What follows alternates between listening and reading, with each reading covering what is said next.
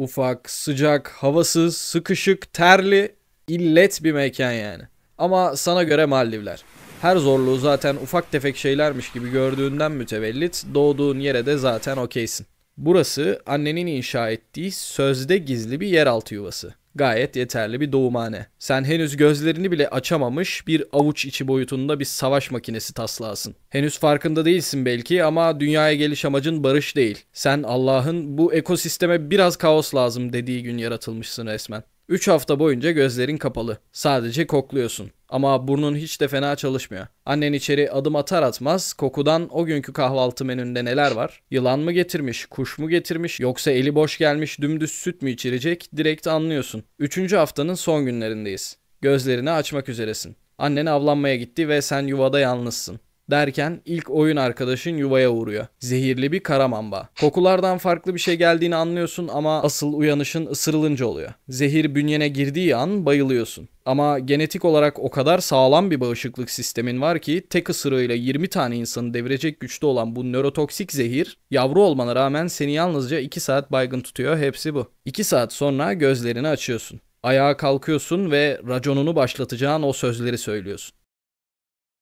Tekme, tokat, yaka, paça hayvancağızı ininden kovalıyorsun. Bunları görünce annen artık Afrika'nın vahşi doğası için hazır olduğun kanısına varıyor. Artık yuvanın dışındasın. Önümüzdeki 6 ay boyunca program şu. Anneni avlanırken izle, anneni toplayıcılık yaparken izle, anneni sağda solda cıngar çıkarırken izle. İzle de öğren. Racon nasıl kesilirmiş? Artistlik taslayanların fişi nasıl çekilirmiş? Öğren. Çünkü ileride annen ceketini alıp gittiğinde bu bilgiler sana lazım olacak. Şu an Afrika'nın savanalarında annenle beraber takılıyorsunuz. Günlerden bir gün sen yine annenin yaptığı işleri izleyip not alırken bir koku alıyorsun. Kafanı çevirdiğinde kokunun bir arı kovanından geldiğini fark ediyorsun. Anneni yönlendiriyorsun. Çünkü genetik yapın ve içgüdülerin bu kokuyu tanımanı sağlıyor. Sanki bu koku senin türünün bayağı sevdiği bir şey. Ne de olsa adı üstünde. Sen bir bal porsuğusun. Annen kovana vardığında epey kalabalık ve sinirli bir arı sürüsü tarafından karşılanıyor. İlk bakışta bu akşam bal yemeyeceğiz herhalde diye kederle takılırken bir bakıyorsun ki annen koca sürünün içinden geçip kovana tek atıyor.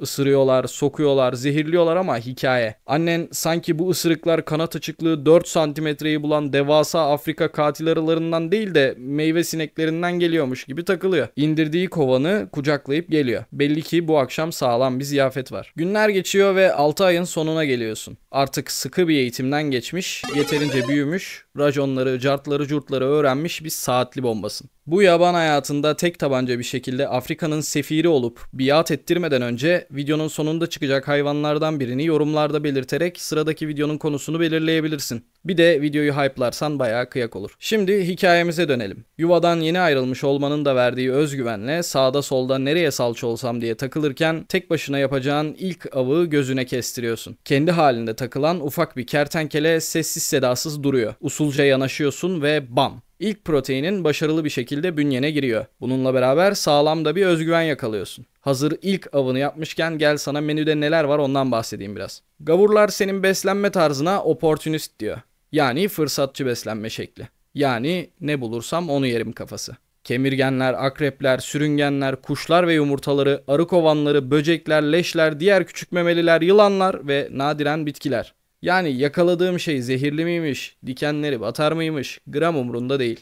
Götürüyorsun. Günler avlanarak, yiyerek, uyuyarak ve racon keserek geçiyor. Ve artık tam 1 yaşına geldin. Daha aklı başında, daha tecrübeli bir soytarısın. 1. yaş günü senin prime döneminin başladığı zamanlar. Gel sana prime dönemindeki özelliklerinden biraz bahsedeyim. Her şeyden önce en popüler olduğun şeyle başlayalım. Cesaret. Ruh hastası bir kişiliğin var. Ne ormanların kralını tanıyorsun ne de çitaları, cartları, curtları. 40 santimetre boyunla her gelene geçene artistlik taslıyorsun. Zehre karşı aşırı gereksiz bir dayanıklılığın var. Daha önce bahsettiğim gibi güçlü bağışıklık sistemin sayesinde kobraların, akreplerin zehirlerini Miami'de kokteyl niyetine içsen bir cacık olmaz sana. Sahip olduğun deri acayip bir mevzu. Doğal bir zırh resmen. 6 milimetre kalınlığıyla bu deri aşırı sağlam bir yapıya sahip. 6 milimetrelik kalınlık çok fazlaymış gibi duyulmuyor olabilir. Ama insan derisinin 1,5 milimetre, aygırdan bozma bufalo derisi ise 6,5 milimetre olduğunu düşünecek olursak epey kalın bir deriye sahipsin. Arı iğnesi, akrep sokmaları falan feşmekan hikaye yani anlayacağın. Ve bu deri aşırı elastik. Yani biri arkandan bir yamuk yapsa direkt dönüp fişini çekebiliyorsun. Bu kadar değil tabii de sen demek istediğimi anladın. Velhasılı kelam o dombili görüntünün altında bir Terminator yatıyor. Ve sıra geldi benim favorim olan özelliğine. Zeka. Planlı avlanan nadir hayvanlardansın. Bu planlara bir örnek verecek olursak kılavuz kuşlarıyla işbirliği içindesin. Nasıl mı? Kılavuz kuşu kovanı görür. Kendisi dalıp yiyemez çünkü arılar tehlikeli, kovan da serttir. Dolayısıyla bu kuş bal porsuğuna doğru uçar. Ötmeye başlar. Porsuk olayı kavrar ve kuşu takip etmeye başlar. Kovana dalar ve beraber ziyafetlerini çekerler. Bu doğanın halis muhlis kazan kazan işidir. Şimdi hikayemize dönelim. Kendine ait bir bölge arayışına başladın. Önünde zorlu bir yol var. Çünkü nereye baksan orada türlü türlü soytarılar kendilerine orayı mekan bellemiş takılıyor. Araştırma işlerine devam ediyorsun. Ve sonunda buldun. Bol yemekli, su kaynaklı, hiç de fena olmayan bir zemin. Afrika'da böylesini bulmak zordur. Etrafta su olduğu için yeşillik de olabilmiş hem. Tam sen kurulacakken bir anda başka bir bal porsuğu çıka gelip o bölgeyi sahipleniyor. Pek de uzun sürmeyecek olan bir kavga başlıyor ve sonucunda bölgeyi almayı başarıyorsun. Yeni evinin keyfini çıkarıyorsun. Gelene geçene artistlik yapıyorsun. Her şeyi yiyorsun. Keyfine diyecek yok. Ama bir boşluk var hayatında. Çok geçmeden farkına varıyorsun ki sana bir eş lazım. Aşkı bulmak için ortalıkta dolanırken bölgesinde takılmakta olan dişi bir bal porsuğu görüyorsun. Yaklaşıyorsun ama o da ne? Yavrusuna eğitim veriyor.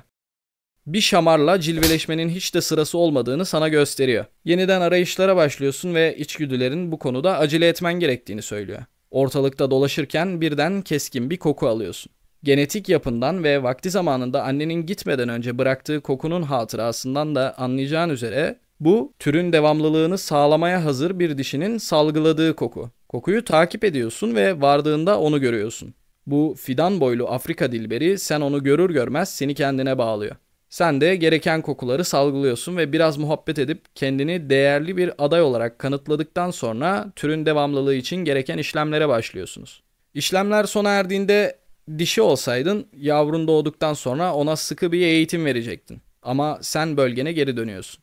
Bal porsukları da önceki videoda bahsettiğimiz Spinosaurus'larda olduğu gibi bir aile saadetine sahip değil. Spinosaurus'larla bal porsuğu ne alaka demeyin, ben de bilmiyorum. Önceki videoya nasıl yönlendirebileceğime dair bir bağ bulamadım. İzlemediyseniz bir göz atın ama bence. Aylar geçiyor ve orta yaşlı zamanlarına varıyorsun. Artık 3 yaşındasın. Ve her zamankinden daha agresifsin. Her yoluna çıkan soytarıyı yoluna çıktıkları için pişman ediyorsun. Ya bir dur artık oğlum, adam T-Rex lan. Afrika'nın vahşi doğasında da sürekli yoluna birilerinin çıktığını varsayarsak hayatın epey kavgalı geçiyor. Çita geldi, aslan gitti, cart oldu, curt oldu derken bir gün avladığın yavru bir antilopu sen tam mideye indirmek üzereyken karşına bir aslan ekibi çıkıyor. Ve o avın kendilerine ait olduğunu iddia ediyorlar. Emek emek avladığın hayvanı bu soytarılarla mı paylaşacaksın şimdi? Tabii ki hayır. Onları da şamarlarım diye düşünüyorsun. Epey kalabalıklar, yine de sana fark etmez aslan parçası.